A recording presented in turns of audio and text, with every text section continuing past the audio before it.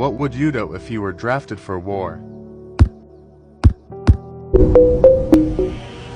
There's a lot of talk right now about America going to war, like we haven't been at war for the past 50 years.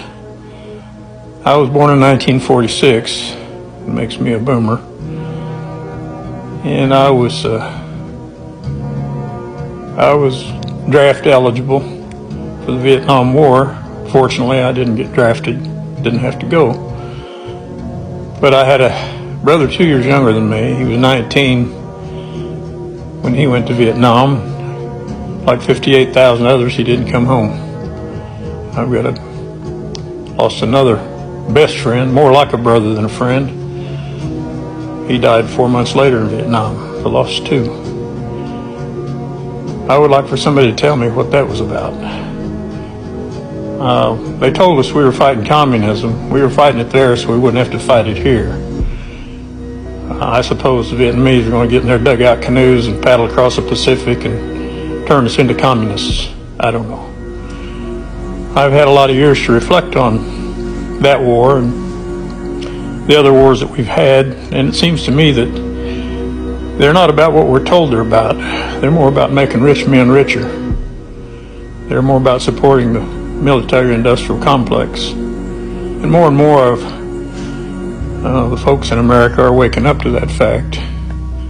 I think I've been aware of it for a long time. Well, my advice to anyone who's draft age these days would be don't go. And it's not because I'm not patriotic. It's not because I wouldn't defend this country. In fact, if they were landing on our shores, which is highly unlikely to ever happen, I'd grab my gun and I'd go. 77 years old, but I would defend this country if it came to that. I think we could probably put a couple million people on either coast within 24 hours. Well-armed men who'd fight to protect this country.